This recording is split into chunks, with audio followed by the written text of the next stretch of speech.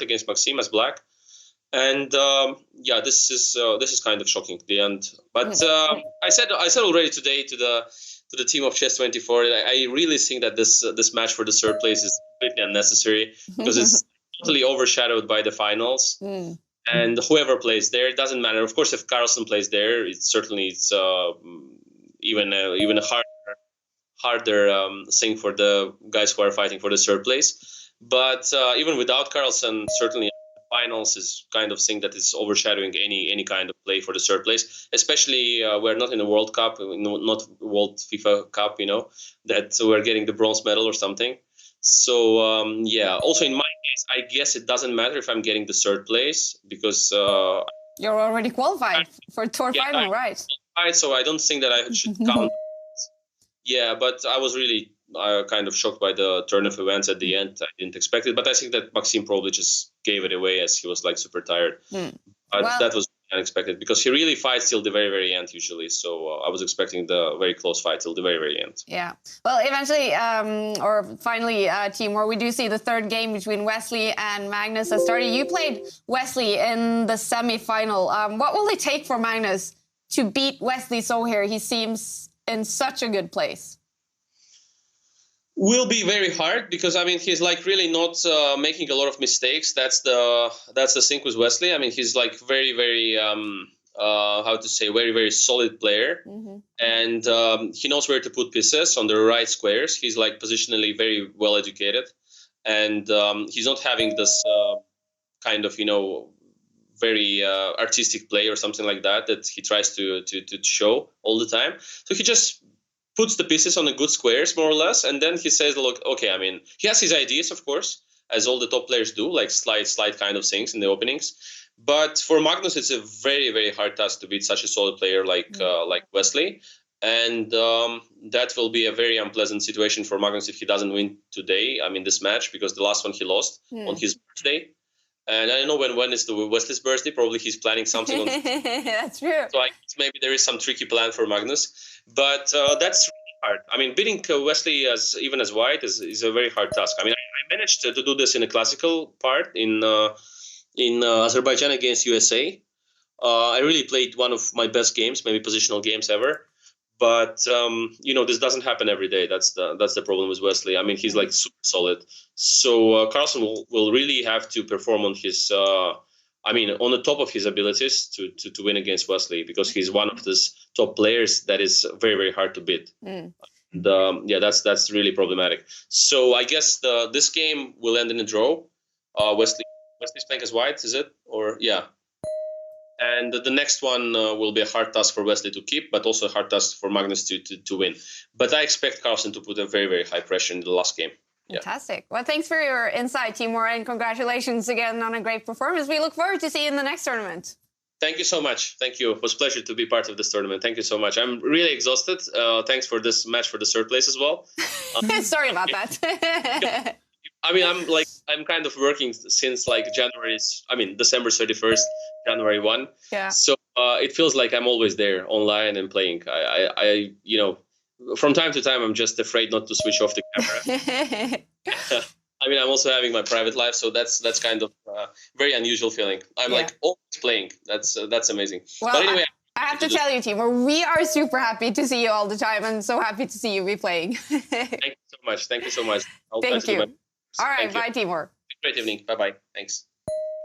He said it as well. This one heading into a draw already.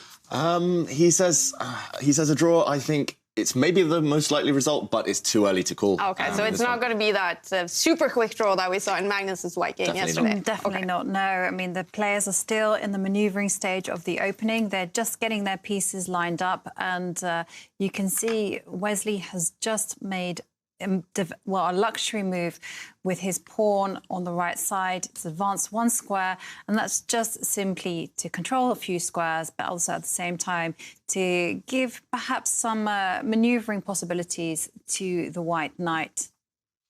Yeah, and we do notice all of the pieces, all of the pawns still on the board. That means the position is full of tension.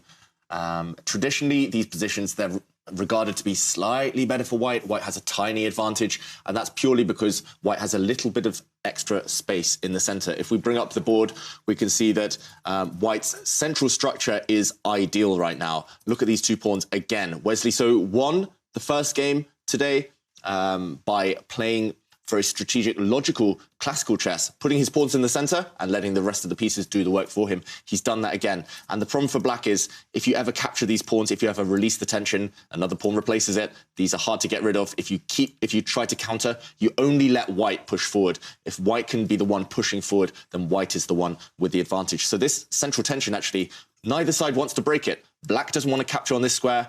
White doesn't necessarily want to capture on this square. So this pawn structure in the center with a bit more space for White, it's going to be there long term, I think, for the next few moves at least. And meanwhile, Jovanka highlighted it. Wesley So he's got the luxury of taking a timeout, just putting a pawn forward, stopping any potential pin with a bishop along this diagonal. And next move, Wesley So he's just going to bring his knight out. He's going to bring his bishop out, just centralize his pieces. The pressure's on Magnus here to actually find a plan, find some good squares for his pieces. What do you do in the center? Do you bring your queen out? Do you centralize your rooks first and then go for the tension, then go for some action? Or, do you go for some action immediately? Magnus Carlsen out. He's gone into the tank. He's thinking for over 2 minutes. This is a position he should have seen before, I think.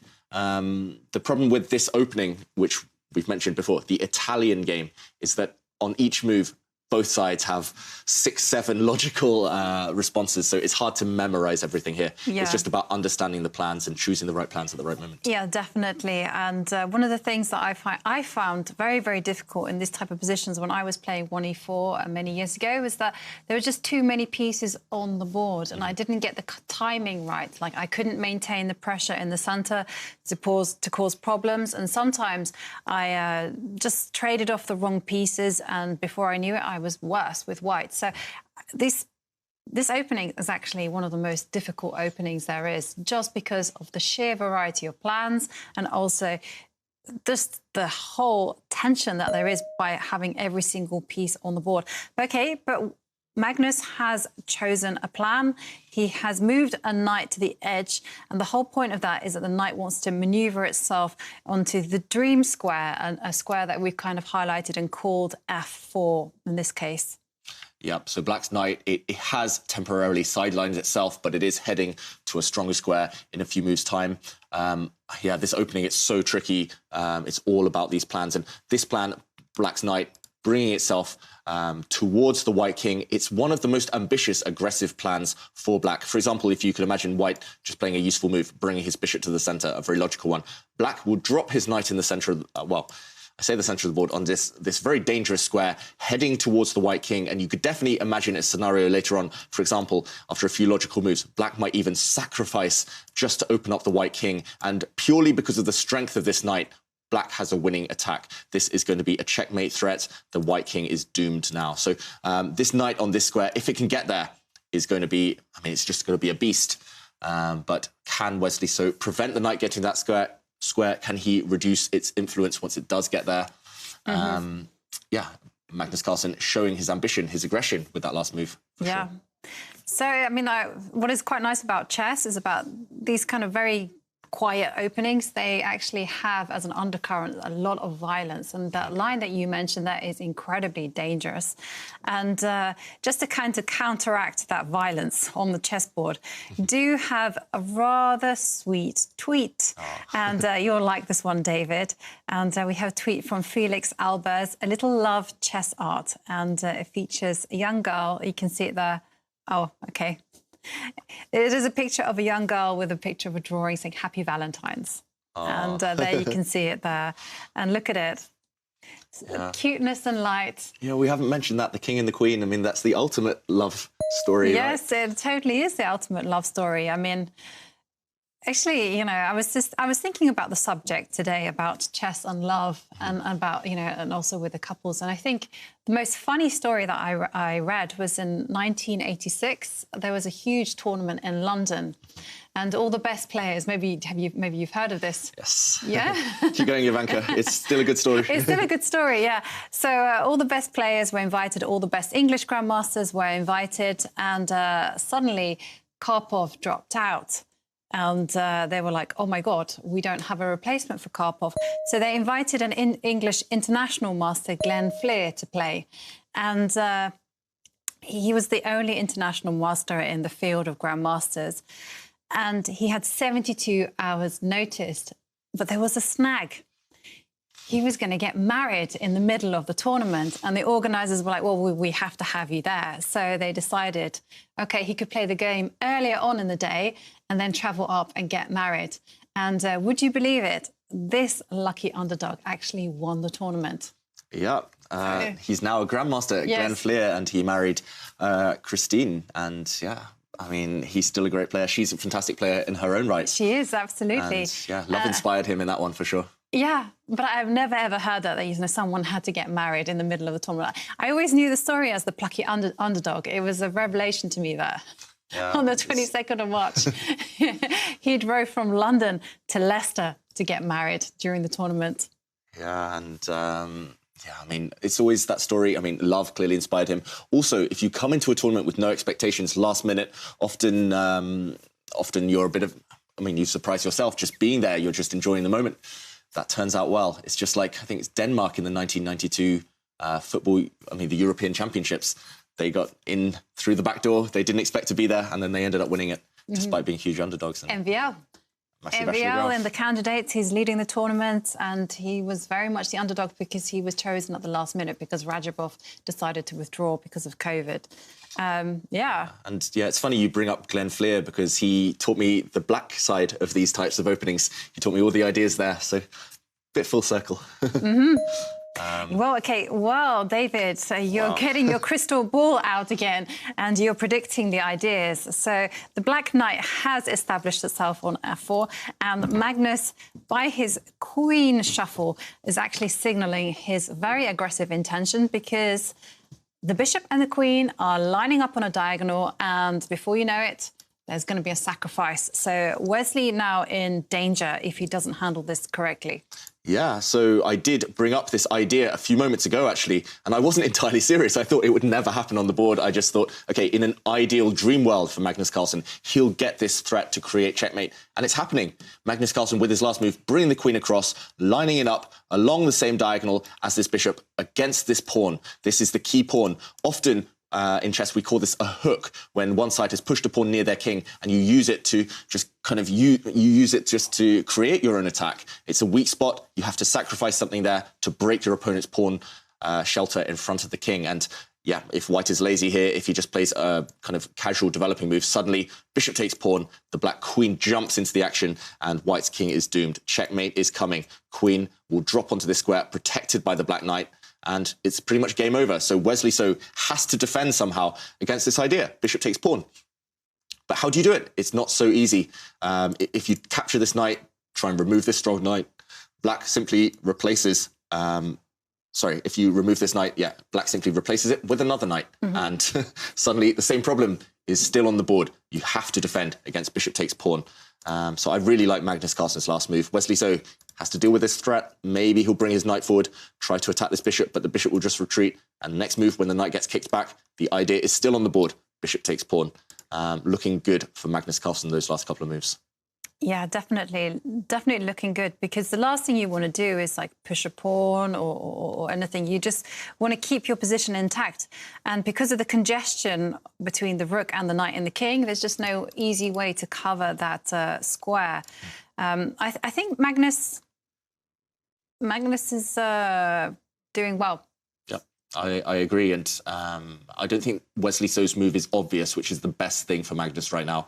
He's got threats, he's got scary threats, he's going aggressive. And Wesley, he's looked calm in defence before, but most of his moves, they were quite logical. Here, it's not clear what white should do against this threat of bishop takes pawn.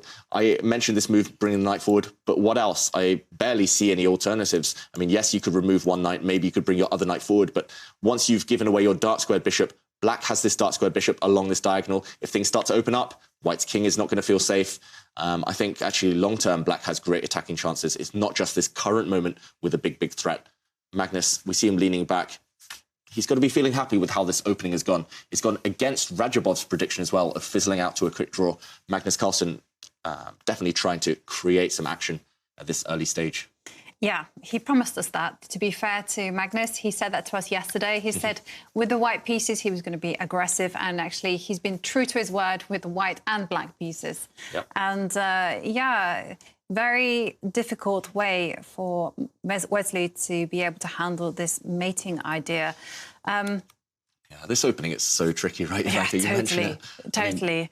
I mean, I remember discussing this position with one of my first coaches, and I was like, "There's too many pieces," and he said, "Yeah, that's exactly the problem," and that's why he shifted me to D4. Yeah, you love it or you hate it, these types of positions. Yeah, he said it's actually a lot easier position to play if you were to remove a set of knights or remove the bishops from the board, and here it's kind of hinging and.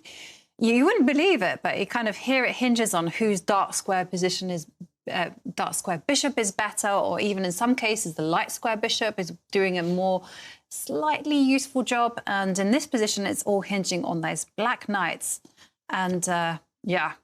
Yeah, I mean, it looks like White's done nothing wrong, actually. White just manoeuvring his pieces to very logical squares. But suddenly, Black's got this huge attack brewing. And yeah, I mean, when I was young, I used to love these positions from the white side. I used to love all that tension, keeping all the pieces on the board. I used to think, OK, with more pieces on the board, it's more chance I can outmaneuver my opponent later. But the older I get, the more I want clarity. I just want to keep things simple. I don't want any tension. And I know both of these players are huge experts in this line. I was actually playing this opening, I think, what was it, 15 years ago when it was maybe less popular. It was having this dip in popularity, and I was slaughtered by a prominent English journalist. He said, "Oh, David Howell playing these openings with White, they're terrible openings, they're beginner openings. He'll never get to the top if he keeps playing these." And now all the best players in the world have gone back and started playing these openings, purely because there's so much tension. And exactly. So now I was thinking about the issue in hand. The issue in hand is that White really wants to defend the square that is going to be checkmated on. That's the G2 square. So if we can bring up the board, I was just having a think. And I was like, OK, well, there's only one piece that can potentially defend against that, and that's the queen. So if I were to substitute the queen and the knight to switch each other around, then I would cover that square. So now I'm thinking, if White picks up that knight, maybe doesn't go forward, because if I go forward, I'm going to get kicked back eventually. Could I move it to backwards? Which way?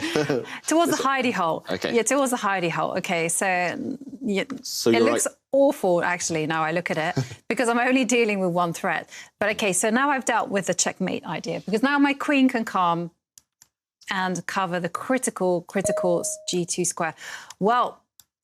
Whoa. Wow. OK. What's happening? Wesley So is calling Magnus Carlsen's bluff. I like this idea, Jovanka, using the white queen to defend, but Wesley So says, no, in this position, I don't believe your attack. He brings the bishop forward, offering this trade. But everything Magnus Carlsen has been doing is building up towards this diagonal, this sacrifice. Why can't he play it right now? I'm struggling to see Wesley So's defensive idea. Bishop takes pawn, and if the pawn takes, Black's queen jumping out, capturing. It looks very close to checkmate right now. Yeah. White's king is in huge trouble. Maybe Wesley So is going to capture this knight and hope that he can defend using his knight to prevent checkmate, but it's hanging together by a thread right now for Wesley So. It looks super scary, allowing the opponent's queen and knight, the dream attacking combo, near your king. All it will take here is Magnus Carlsen somehow bringing a rook into the attack, maybe like this, to somehow create checkmate. But Wesley So, he's, I mean, that's nerves of steel to allow a world champion to attack your king like this. And actually, I think Magnus Carlsen, he's got to go for it. Yeah. I mean, otherwise his play just doesn't make sense. If he allows these bishops to leave the board, what has Black been doing over the last few moves? You have to sacrifice the piece. You have to go for the attack. And here, as we see above the board, the computer thinks Black's attack is good. Not winning. It just gives Black a small advantage, but that's all that Magnus Carlsen will need. He's imbalancing the position. He's being aggressive, like he said. And if he plays this move, bishop takes pawn, it's looking good for the world champion. Wow. And that's exactly what he needs to hear, David, because he does need a win in either of these two last games to get it to tiebreaks. And, I mean, if he wins this one, we're probably going to head into tiebreaks. Yep. Maybe tiebreaks minimum for Magnus. He'll have White in the last game. True. And he'll be feeling confident with a win. Magnus definitely struggling with the black pieces. He's looked okay with white, Magnus. He's been putting the pressure on without actually breaking through and winning games. But yeah, with the black, that's where he's been struggling. And this is the best position Magnus Carlsen has had with black against Wesley. So meanwhile, he doesn't go for that move that we were hoping for. Instead, he plays pawn takes pawn in the center. That shows a bit of indecision by Magnus Carlsen. I think on his best day, he would have just played that move and then started thinking afterwards. Now he's allowed some trades. And I think it's the ghost from the game one. I mean, I think that is coming to haunt him, because there he sacrificed the pawn, he went gung-ho, and it didn't work, and it kind of was a spectacular flop. Here, it's almost the same type of pattern. He doesn't know, he doesn't have access to the bar, he doesn't see that actually the position is still really dangerous, and that is why I think he's rejecting it. Okay, but he's still got the chance to go for it, but I mean, is it a good decision now to go aggressive? Now things are different. Now the queen has that square, so definitely things are shifting. Yeah, things are shifting. So Magnus Carlsen missing his opportunity. I think you make a great point, by the way. In the first game that Magnus Carlsen played today, where he lost, he sacrificed a bishop for 2 pawns, and it didn't work well. He lost very, very quickly after that. This time, though, the same idea, or very similar idea, sacrificing a bishop for 2 pawns, it was good. It would have given him a huge advantage. But it's just the fact that it failed in the first game in a different situation that made him think, OK, I'm not going to try and repeat the same mistake again. But that's why chess is so tricky. It's never the same twice in a row. And this time, sacrificing that bishop looked good for Magnus. But he did say no to that opportunity. And Wesley, he'll be breathing a sigh of relief, I think. Yeah, Magnus, there we see air quality looking good, but still not so humid here in Oslo. Yeah, Magnus now thinking as well. I think he should have just gone for it. He had a couple of minutes edge on the clock. And he had this such promising attack with more attacking pieces than there were defending pieces. OK, it wouldn't have been easy, but that was the way to go if he really wanted to win. Yeah, I mean, that's definitely the way to shake up Wesley a little bit. But I mean, here, I think Wesley is perhaps the one who is now slightly more comfortable.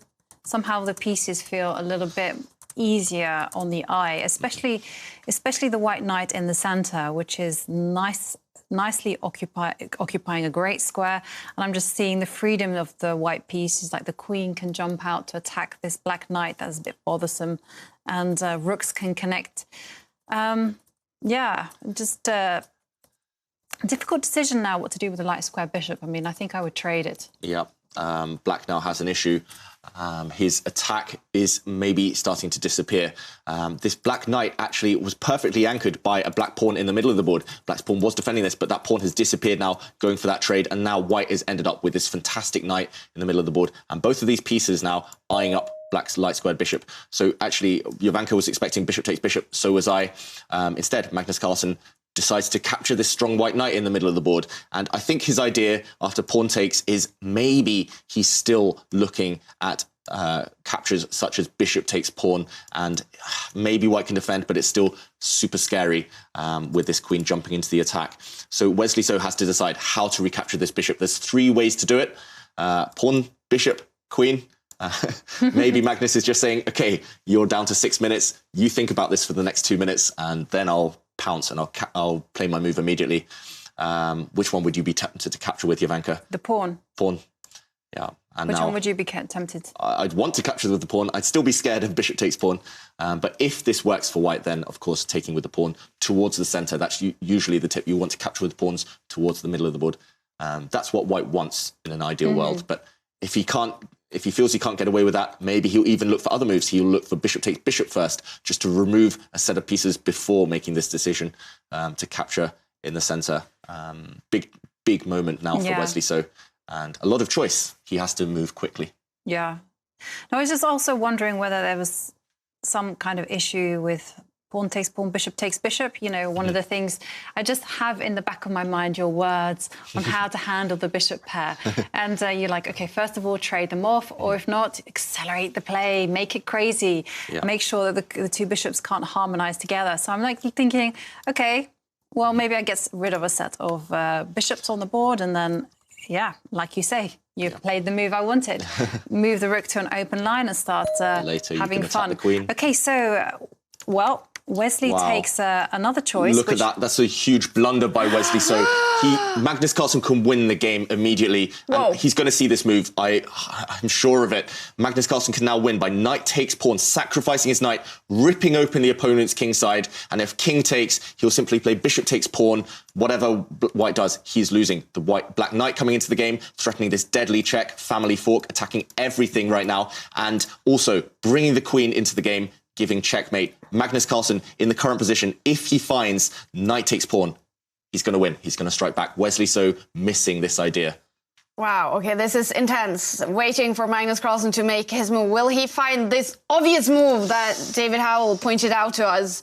And if he does, another blunder by Wesley So with the white pieces in this final. And we never see blunders by him. This is nerves showing for Wesley So. He knows he's near the finishing line, and it always gets harder when you're very close to achieving that overall victory, especially when it's going to decide a huge tournament like this. And Magnus Carlsen, you can tell, he's seen the move. He's just trying to calculate as far in advance as possible. I think in order to make it work, you do need to see 3 or 4 moves into the distance. So the fact that he leant back, sipped some water, means that he's focusing on a move right now. He's just taking a breather before he digs deep and starts calculating. It doesn't seem like Wesley has noticed. Yeah, I mean, Wesley, either he's got the best poker face out there or he hasn't seen this idea. It's not 100% obvious, but it's the type of move that that Magnus surely will be looking at. Yeah, definitely. I mean, especially because the queen was such a good defender. Yeah. And now he just completely removed it, put it offside. The queen can no longer assist the king.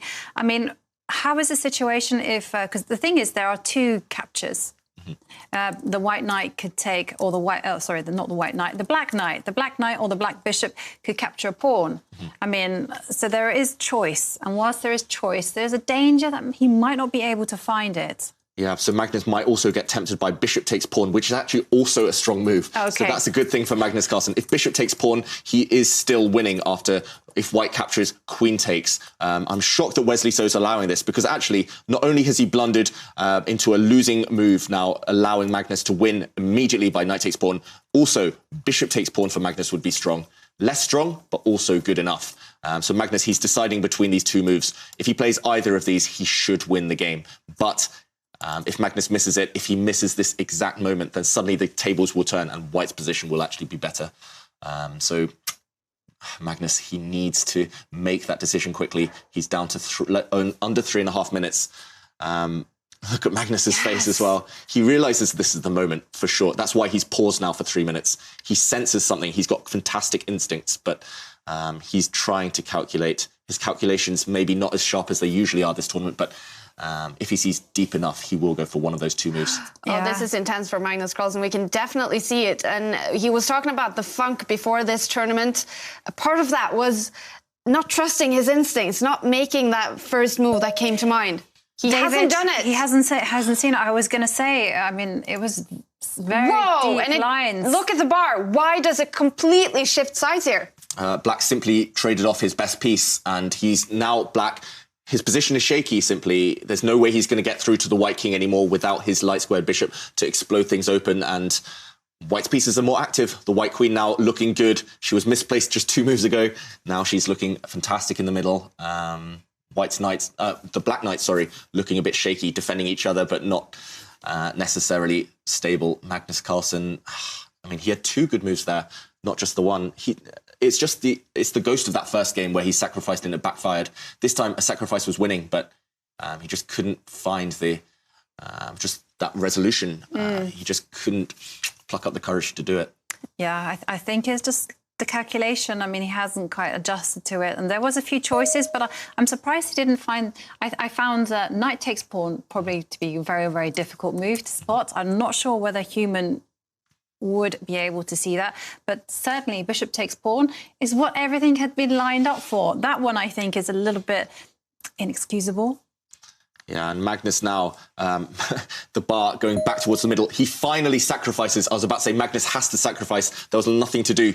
That was a forced move. So it's not the move he wanted to play. We see Magnus shaking his head. He knows he had better options earlier. He sacrificed, but it's the worst possible moment. He could have been sacrificing, but with an extra piece still on the board. Now, after white plays pawn takes knight, the black queen will jump into the position and anything could happen. It's balanced, chances for both sides. White doesn't actually have to capture that knight because that black knight is trapped. So if white's king just sidesteps, black's knight is trapped. This position, the computer thinks it's equal, 0.000. I think it draws the least likely result. Oh, really? Anything could happen. It's just chaos. Wow. White is going to go a piece up, but maybe black still has some kind of attack.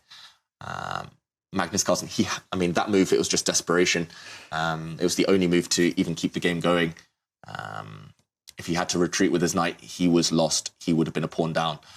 So Magnus Carlsen finally going for it, but will it be too late? The good thing is this time he's not too far behind on the clock. That's true. Compared to other games. So more of a chance than previously. And yeah, look at Wesley. So he's not sitting still. He's moving constantly. He seems either very high on energy or uncomfortable. Definitely seems he senses too how dramatic it is now in this game. I mean, he sees it, obviously. Yeah, that's the thing. He sees it. His king is under attack. And Magnus has gone for it. He's gone for the attack. It's very, very unpleasant situation because the king is exposed, is open, and Wesley now opening up the second row for the queen to come and assist in the defense. And there you can see the dream combo. That is the queen and knight. They are coming at Wesley's king. And it's a few quick moves. Yeah, and actually black's queen and black's knight, not only are they looking super strong, but white just can't evict them. White can't kick the queen or the knight away. So black's queen and knight are there to stay around white's king. So although there are no immediate threats, white is always going to have to look out for the safety of his king. Meanwhile, if we do a quick count, white is a bishop up, but black has 3 pawns this time. So that's roughly level. We said it earlier, if you have 3 pawns for a piece, it's not enough unless you have an attack as well. And here Magnus has that attack. So I do like black's chances. But the black rooks are doing nothing. It's time to get those pieces, invite them to the party. If black can add a rook to the attack, then his attack should be winning. But in the meantime, it's a race. Can Wesley so defend in the meantime? I don't think Magnus Carlsen can afford a queen trade either. So the black rook, okay, it does step across 1 square. Yeah, and it's getting ready to do some lifting if allowed. So wants to lift up to move 2 squares and dash across to the right side, to the king side, and create some problems. Okay, so Wesley desperately trying to swap off queens, but okay, Magnus says no thank you, and keeps the queens on the board, and the king is stuck in the corner, and you can see Magnus has moved his knight backwards. Yeah, he rushed too much, actually, and now a queen trade is coming. Magnus Carlsen maybe just missing that last move. The queens are about to leave the board. I said it, he couldn't really afford a queen trade. Look at Magnus's face. He missed that one. He just rushed with his last move, that knight retreat. If you go backwards, I go forwards, and Wesley so says, okay, I'm going to bring the queen forward. There's no way to avoid those queens leaving the board now. There's no profitable way, at least, for Magnus Carlsen. He's going to have to try and defend this endgame.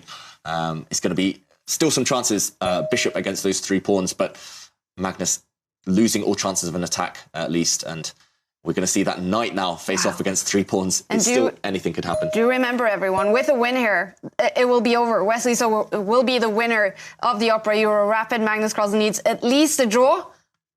Preferably a win. I mean, what is the most likely here now, David? That's a tough question. It's a position with piece imbalances. You know, like David mentioned, Wesley has the knight. The knight can be superior in certain situations. And you have to remember, Magnus just has 3 pawns, so he needs to start advancing those pawns. And Wesley is now being super ruthless and efficient. He's doing everything right now. Yeah, Wesley doing everything right. He got rid of all of his opponent's attacking pieces. Now he's trying to trade a set of rooks as well. And if a set of rooks leave the board, it's going to become harder for Magnus Carlsen to generate play. Knights, we notice, are great blockading pieces. So black has 3 extra pawns on that right side, but white's knight will do a fantastic job of blockading them. Magnus Carlsen, he needs to get play going soon. He advances his king for a logical move. I expect to see white's knight jump forward in a moment, and it's going to be, again, critical over the next few moves. Can Magnus Carlsen get his pawns rolling on that right side? If he can't, then it's just going to be too late. Wesley so grabbing a pawn now on that left flank. So now only 2 pawns for the knight. But suddenly, black's rook, much more active than it was, has an open line to use. So maybe Magnus Carlsen can use the black rook to get active. If you can combine it with rolling pawns, then there's still some hope, some life in the position. Both players playing super quickly over the last few turns, maybe missing a few critical moments. But okay, Magnus Carlsen, those pawns are rolling. Yeah, that needed to be done. That absolutely needed to be done. And yeah, black has to get compensation, and that is the move to play. So bravo, Magnus. He has to do something like that. Now Wesley has the difficult choice because black has a very simple plan. Just get moving with those pawns. Would you capture the pawn?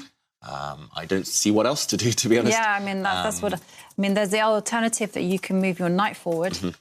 Yeah, so white could also bring his knight forward at this point. You don't necessarily need to capture the pawn, but I think if we bring up the analysis board, the reason Wesley's thinking here is because pawn takes pawn is actually undesirable for white. Suddenly the black king gets active, and these 2 pawns are looking super dangerous. You can imagine them marching down the board. So Wesley, he's looking for any alternative to doing that. He could bring his knight forward, setting a trap. If pawn takes pawn, the rook will swing across, check. Whoa. And a smile on Magnus's face. Oh, wow, this has happened. Oh, no, it hasn't happened. No, but he was laughing. He was laughing. Maybe he's listening to us. But, OK, if the knight does jump forward, now the key move for black is to block this rook. Push your pawn forward, block this rook's influence along this line. And again, there's the problem of these pawns rolling forward and attacking the white knight. Yeah, I mean, the thing is, though, if that knight does move, then there are consequences. The knight that has abandoned a critical square. And, OK, so we have some moves, David. We have a couple of moves. So white's king steps across now. And now black's pawns are rolling. They're running down the board. Suddenly things are changing around. The momentum's on black side. Yeah. These black pawns are soon going to start pushing. This knight not looking too impressive. Yeah, exactly. This is razor sharp. I mean, can Wesley just simply move the knight? Yeah, Wesley, if he moves his knight, I think black has to block this rook now. You have to block this rook's attack against your pawns, and suddenly the knight is a bit of a target. Yeah, the knight jumps the other way. He jumps the other way. OK, but again, consequences, and it's exactly the same problem, actually, for Magnus to deal with, and Magnus has blocked that rook.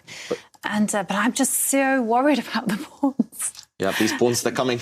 I mean... The white knight might be able to handle them. The computer might go, yep, it's 0.00, but it's a very, very, very scary position on the board. And Wesley So shaking his head here. Yeah. That last move by Wesley So, if we just show it, his last couple of moves, he brought this knight forward, attacking a pawn, and then suddenly he just retreated his knight. He's just lost 2 moves for free, and especially in these positions where it's all about pawns. We talk about pawn races. Every move counts, and suddenly Wesley So just shaking his head, indecisive, losing 2 moves. Suddenly the black pawns are rolling. Look at this white rook as well. It's just terribly placed offside, not helping out in the action. He has to reactivate this rook. He has to bring it behind now to give checks to the black king. Otherwise, I think Wesley So's in big, big trouble. All right. And he does make that move. He does find the best move. Bit of shakiness there from Wesley So. For the first time, really, in an endgame that we've seen, Magnus tried to outmaneuver him in several endgames before, Wesley holding firm. But now Wesley maybe lost the thread slightly. Can Magnus take advantage? Can he push those black pawns? It's still not easy. White's knight is such a great blockader. But Magnus, I think it's time to start activating his own rook, maybe. Yeah, I was thinking that as well. Just move the rook all the way down to the bottom and start causing some problems by attacking some pawns. Because after all, there is the kind of the default that if you win all the white pawns, then the rook and the knight cannot give you checkmate. So regardless of what happens, it's going to be a draw. Yep, true. So that's maybe a potential safety net for Magnus Carlsen. If he can eliminate all of white's 3 pawns on their left side, the game should be at least a draw for black, because an endgame on an empty board of just rook and knight against a rook, that's a dead draw. So, OK, black brings his rook across, not the way we expected. He's bringing his rook across to support a passed pawn.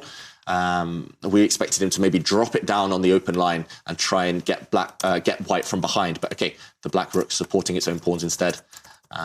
OK, interesting decision by Magnus Carlsen. Not one we expected, maybe? No, not one I expected at all. I mean, but how is white going to handle this pawn advance? Because as you can see, there are 3 potential runners coming at you. So, how does do you give some checks? Yeah, these pawns looking good, looking dangerous.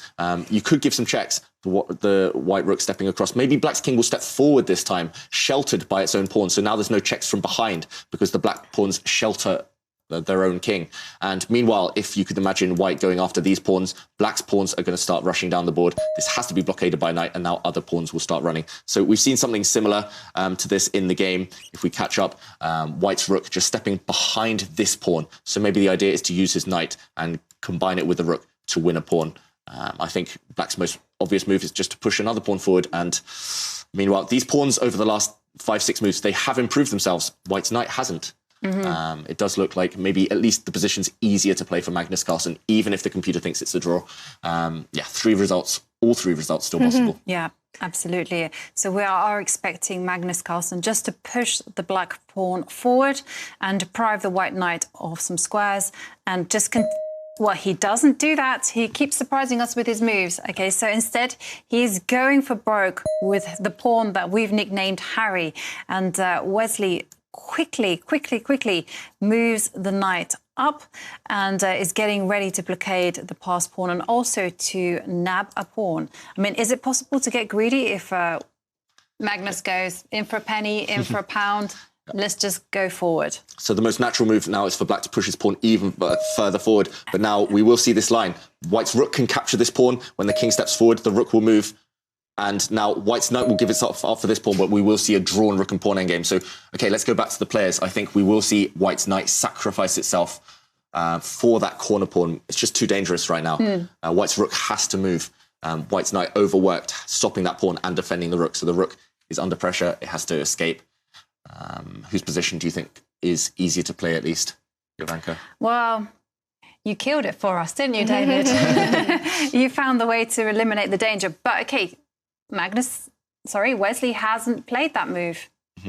He stepped his rook up. Yeah. I think that makes sense. I was expecting the rook to shift to the side to attack the pawn.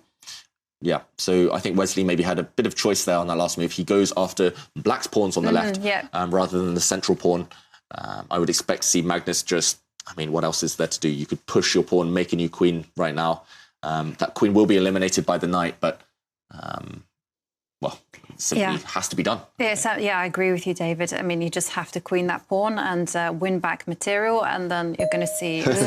A bit of humour there by Magnus Carlsen. Instead of making a queen, he made a knight giving check, and that knight had to be captured.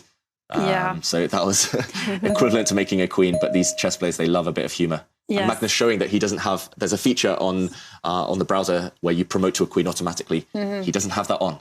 I must admit, I don't have that kind of sense of humour. I saw it done.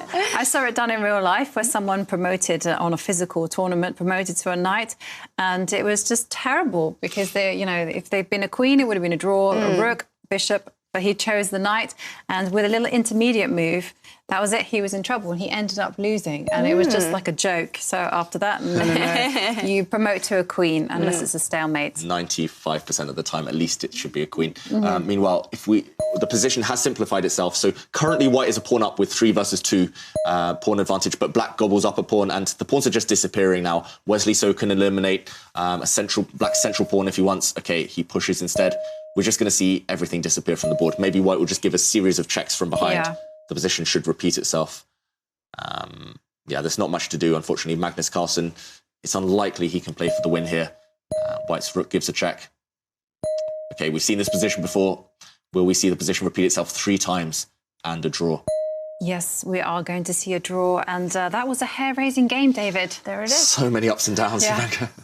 And it is a draw. Magnus Carlsen is still sitting there looking at this.